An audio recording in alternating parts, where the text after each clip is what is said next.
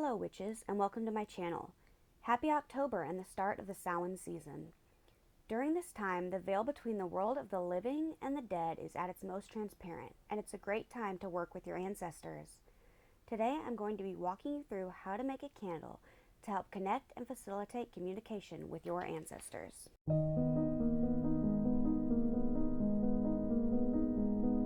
You can use this candle to connect with all types of ancestors: blood ancestors, cultural ancestors, animal ancestors, and land ancestors. Burn on your altar as an offering and in gratitude for their presence in your life, be it in the physical world or in spirit. By honoring our ancestors, we create a web of support for our spiritual selves and can deepen our respect for those who have come before us. There's a lot more that goes into candle making than most people realize. It can be complicated and take a lot of testing and trial and error to learn how to make candles really well. In this video, I'm going to show you how I'm making an ancestor candle to use on my altar this Samhain. I'm not an expert at candle making by any means and have made mistakes in the past, but I've since done lots of research and now try to really do things correctly and safely.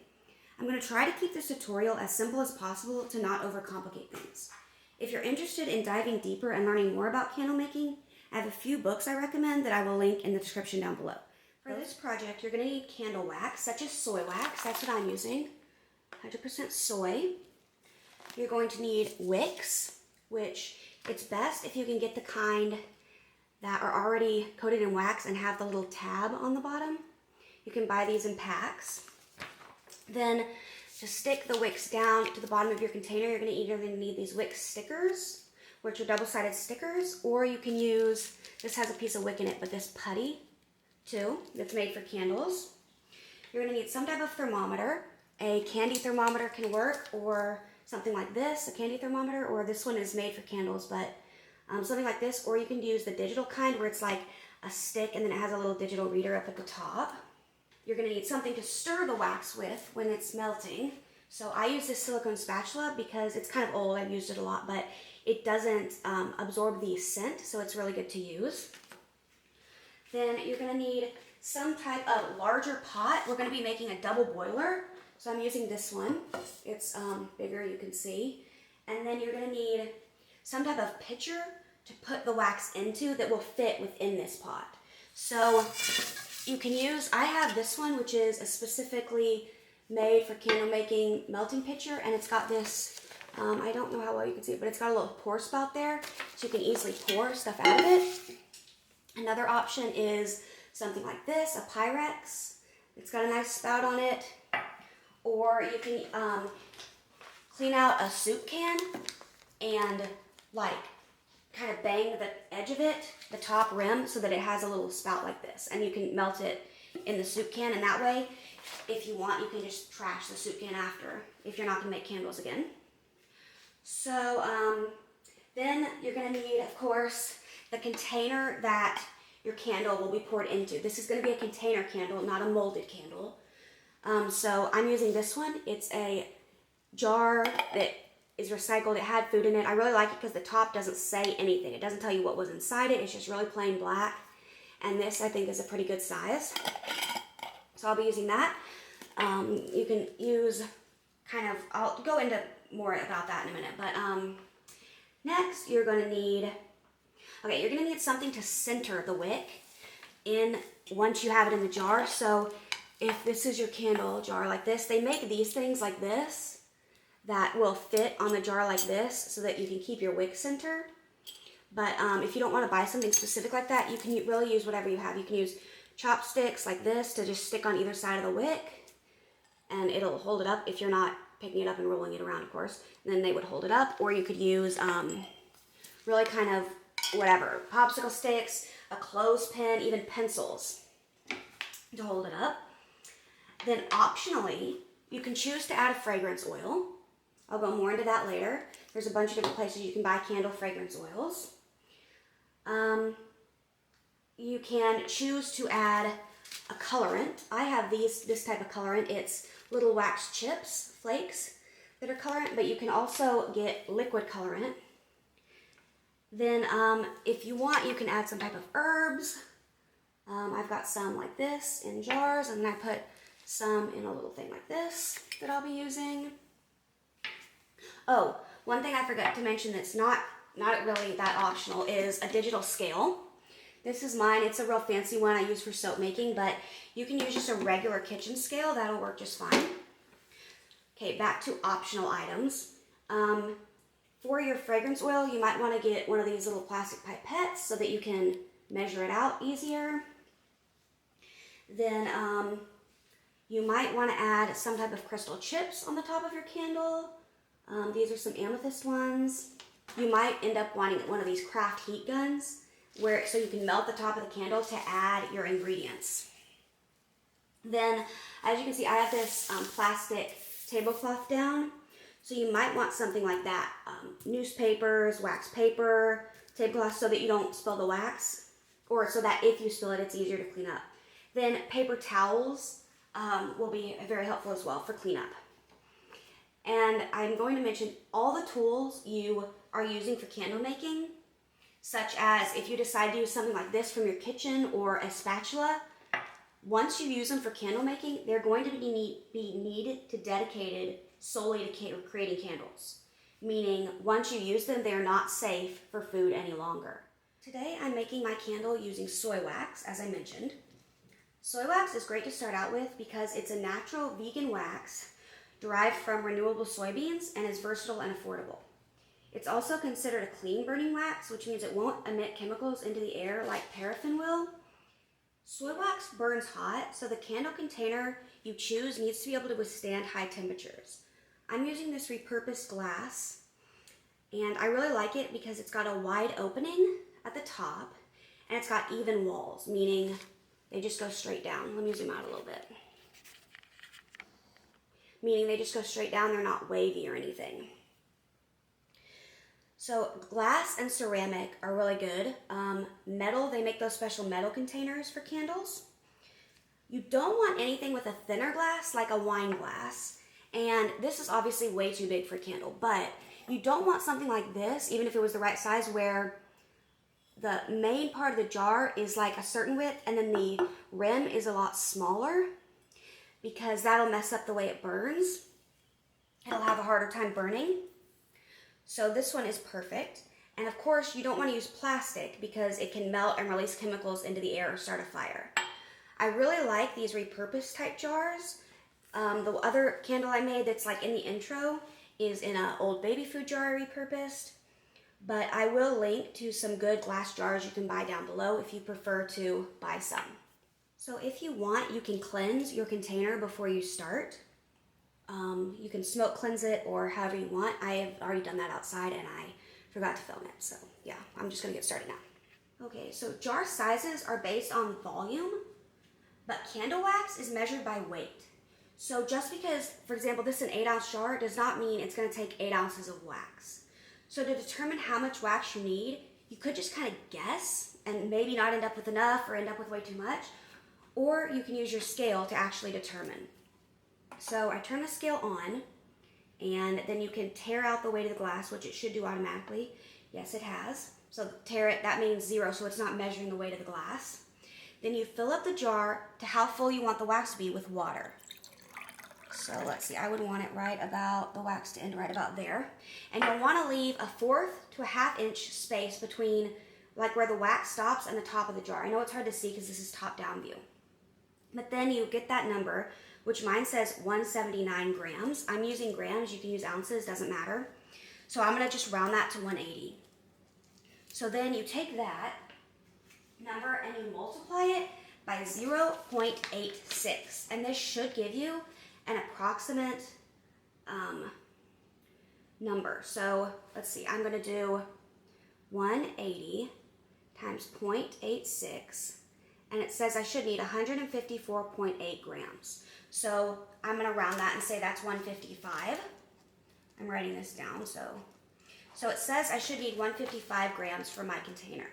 However, because some of the wax will inevitably end up being left into the pouring pitcher, I'm actually gonna add some to that. So I'm gonna do probably about 100, because it's grams and grams are smaller than ounces, I'm gonna do about, you can see here's my calculations page, I'm gonna do probably about 165 grams. And that will be how much I will actually do. And that allows for some to stay in the container after you pour it out, and for this to have not been absolutely perfect. After doing the water thing with your jar, make sure to wipe out the water real good. And I would do it now so that it can be sitting and drying anything. Because when you pour the wax, you do not want any moisture in the jar. You don't want water at all in there. So I'm going to wipe it out now, and that way it can be drying while the wax is melting. Okay, so I measured out my wax, and we're going to want to do it on a double boiler like I mentioned. So using a double boiler helps to melt the wax slowly but completely without overheating it. So this is my measured out wax, but I'm going to dump it into my little container, my pouring pitcher. And you never want to use this directly on the stove. You always want to use a double boiler, and you don't want to put it in the microwave. Obviously not metal, but even like a glass container, you don't want to melt wax in the microwave ever because it can catch fire. So always be sure to use a double boiler. So all you have to do is add a couple inches of water at the bottom of your pot and place it over medium heat. I've got all my wax in my pitcher, so I just place it in there to create my double boiler. And you want the water in here to be, mine's not there yet, but you want it to be simmering, but you don't want it to be like at a rolling boil. Soy wax needs to stay under 200 degrees Fahrenheit, or else it will discolor and start acting up on you. So it's good to use your thermometer. I have this fancy infrared one that does like that and will tell you the temperature of stuff. But you can, like I said, use a candy thermometer or just a regular digital one. Then as it's melting, slowly melting, I use my silicone spatula to stir it. And I will mention again, you don't want to use something like this that's kind of that disposable material, because this will melt if you put it in hot wax. So as it's melting, you can start adding in your intention and energy and visualize the finished candle in your mind. Then we just kind of let it melt. While my wax is slowly melting, I'm going to go ahead and get my candle wick ready in there. So, oops, dropped it. So mine has this little thing, and so all I have to do is take one of these wick stickers, peel it off of here. It's sort of like a foam. Then I just center it on the bottom of that. Can you all see okay? Yeah. Center it on the bottom of there, and then you just take the other sticker off. It's pretty easy, and then you can center it if you need to. You can grab this with tweezers to help get it down in your jar if your jar is thinner and you can't stick your hand in it. So just get it as centered as you can. Having the wick centered will help the candle burn the best way it possibly can. Okay, so as you can see, mine is still pretty not that warm, 145. So I'm just stirring it. It's almost fully melted now, getting there anyway. So I just stir it slowly. And I am going to mention, I know some people like to add herbs and stuff, like dried herbs, into the wax itself so it'll end up inside the candle. But because you can't control where the herbs end up landing within the candle once you pour the wax, I don't like to do this.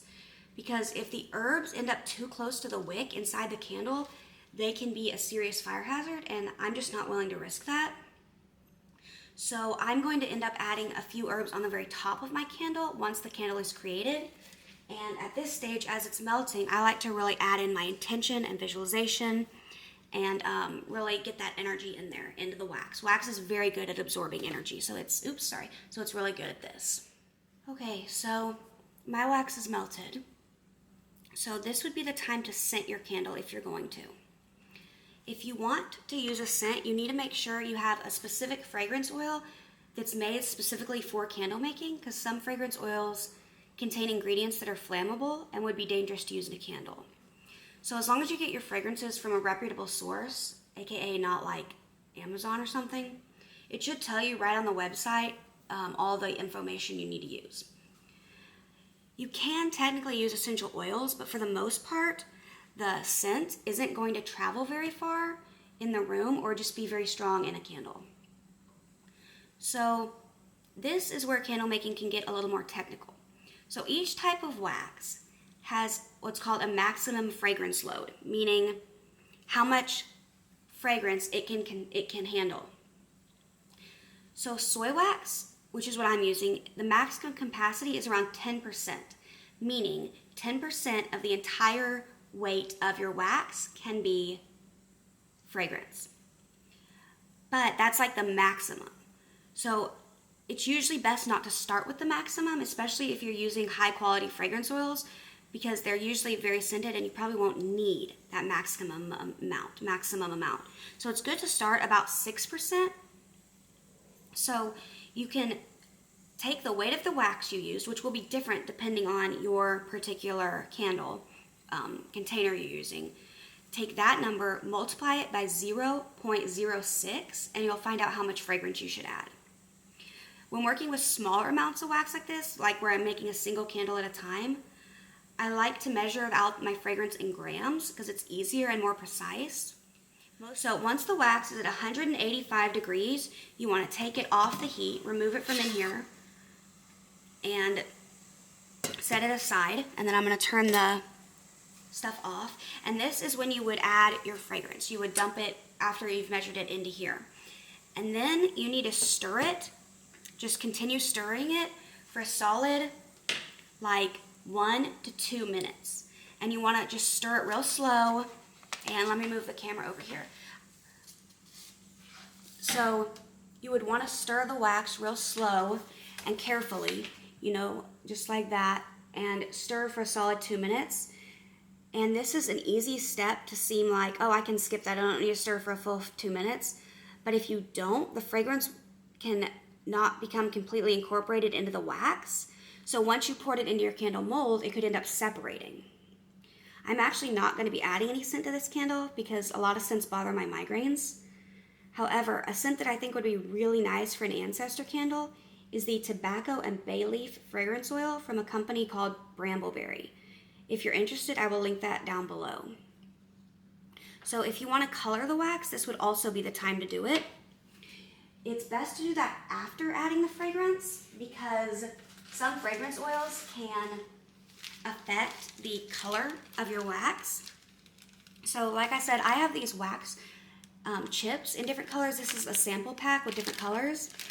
And so you can just add a few of these, or you can use some liquid drops of candle dye and mix it in. You don't want to use anything that's not made for candles, like crayons or food coloring. Food coloring won't even mix in because it's water-based. It would just be like mixing oil and water. It won't mix. And stuff like crayons, while it might seem like it's going to work, because of the way that those are colored, the pigments they use, it's not safe for candles, and they will end up being a fire hazard, clogging the wick. So again, I'm not going to add any color because I really like having it white. White's, a universal color in witchcraft and can be used for many purposes. To me, purple is a spiritual color, but white is also very spiritual. And so I think it's really perfect for this candle. To test your color of wax, because it always looks darker, like as you saw this wax going in, this has no color, no nothing, but it doesn't look white anymore. Yet when it dries, again, it's going to be white. So the color always looks darker when it's melted. So to test, you can take out some of this and drop a few drops like that onto a piece of wax paper, and it will show you what color the wax will end up looking. That way you don't add too much colorant, because it'll always look lighter when it dries. So now we need to let the wax cool down some. You don't want to pour it when it's super, super hot. For soy wax, the ideal pouring temperature is around 135 Fahrenheit. So I'm going to check mine real quick, see what it is. It's 157, so it still needs to cool down quite a bit. So I like to keep a close eye on the wax and continue adding in my intentions during this time. If you try to just skip ahead and pour the wax while it's still too hot, it can cause different issues, like a sinkhole where there's like a big hole in the center of the candle along the center where the wick is, or it could just end up not being real smooth on top, or it can actually affect issues with how it burns. Okay, my wax is ready to pour. So I like to pour it and then center the wick, because if you try to center it, then you've got all this stuff up there getting in the way of pouring the wax. So I'm going to go ahead and pour the wax, get the spatula out of it. So I'm gonna pour my wax in there, and you wanna leave, like I said, a 1/2 inch to a 1/4 inch of space at the top of the candle. Okay, I'm gonna have a little bit of extra wax, but perfect. So I have a little bit extra wax, so I can pour that off on something like a piece of wax paper or something, or into a silicone mold and melt it again and use it later. So now I need to center the wick. So you can, like I said, you can use, let me zoom in a bit.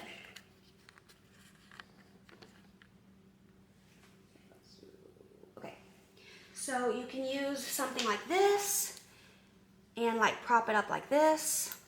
You can trim the wick down a little bit if the weight of it is going to mess you up like that, but don't trim it way back, only do it a little bit. Since I have one of these special ones though, I'm going to go ahead and use it. So I just thread the wick through the center there and place it, and then just kind of look at it from the top down and see to make sure it's centered good. You want it as centered as possible. Now we basically just set it aside for like 12 hours. Don't touch it, just let it cool and harden. It needs to be in a temperature controlled environment, so don't like put it in your garage or something. I've been making my candles in my kitchen, so I'm just gonna set it in the kitchen and let it sit aside. So this is where you can start doing some cleanup. If you've put newspaper or something down like this, like I did, it makes it a lot easier. Any leftover wax that wasn't poured in, you can pour into like a paper cup or something and use it again in the future. Okay, so it's been like 5 hours, and my candle is hardened enough that I can go ahead and start adding stuff on top. So as you can see, it's a little hard to see, but see, mine's got a little bit of cracking there near the wick. That's fine, because I'm going to add some botanicals on top. So I'm going to be using my heat gun here, and I'm going to turn on and melt the top just a little bit, and then I will be able to add my stuff to the surface. As I'm adding all these ingredients, I will be adding my intention. I did trim the wick down some, as you can see, but it's still way too long for the finished candle. So I'm going to go ahead and trim it now. So I want it to be about 1/4 of an inch from the top where the wax ends to the top of the thing. So I'm going to trim it about right there. And I'm using these kitchen scissors just because they're easier to use than the regular scissors I have. They work better on the wick. I'm going to melt the top now, so this might be a little loud. I just put the thing and melt just of the very top layer.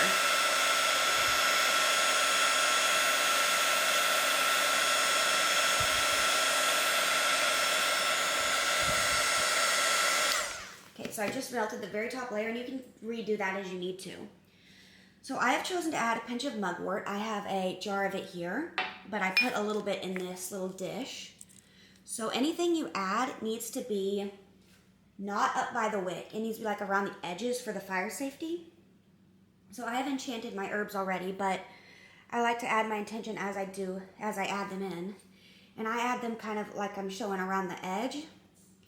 And if you need, you can use see, that piece is way too big. Hang on, I'm gonna need to grab some tweezers to help me with this. So this is way too big, way too much to add in one spot. So that'll be good for the mugwort. I've chosen mugwort because it enhances psychic visions, dreams, and astral projection. Then I'm going to add a bay leaf, which I'm going to crumble up in my hand to get little pieces. And bay leaf has been known for centuries to enhance psychic abilities. So I'm using this because I feel like it can help with the communication between me and my ancestors. I'm going to melt a little bit more of the candle top again.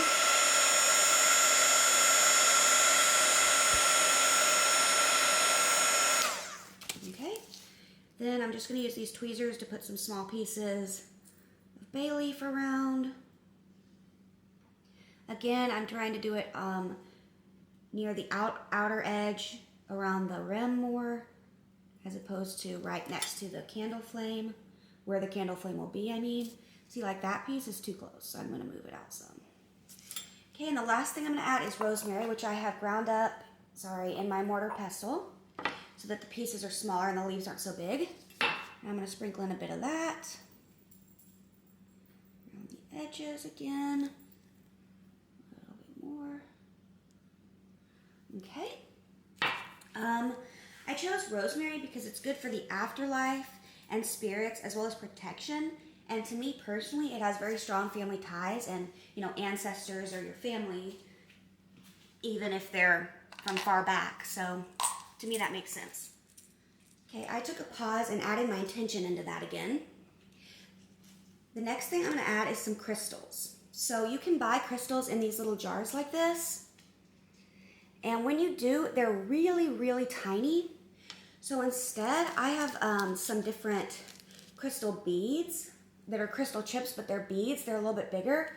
So I'm going to use some of those in mine. I'm going to melt the top of this again real quick, and I'll be right back. So the first one I'm going to add, and I'm going to use my tweezers, is obsidian. I am going to add that one there. I like obsidian because it's been used in divination and as a scrying tool for many years and will help aid in communication with my ancestors. The next one I'm adding is amethyst, which I'm going to put the amethyst right there, I think. Yep, perfect spot for it. And I'm using that because it's a powerful intuition crystal and can help open the third eye so that we're able to receive messages from our ancestors through our dreams. Then the last one I'm adding here is smoky quartz, which I'm kind of making them like a triangular shape around there and push it in a little bit so that it definitely sticks in the wax. And I've chosen that one because of its ties to divination and its kind of smoky quality makes it good as a liminal stone.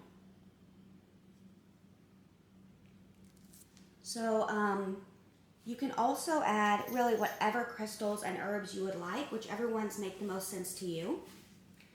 So now, once your candle is complete, you can let the wax, harden and then use it right away.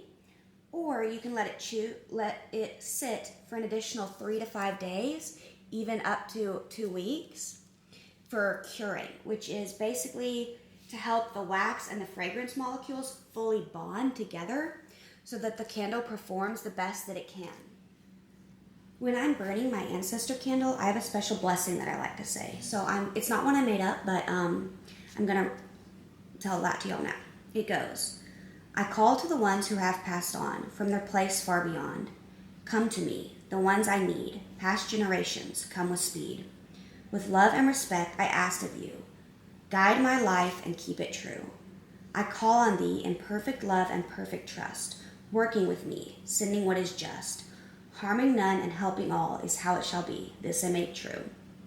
Then at the end, you can also say something like 3 by 3 or whatever, if you go by the threefold law, and that would make the whole thing rhyme, because then it would be how it shall be. This I make true 3 by 3. But I'm not Wiccan. I don't go by that, so I don't do that.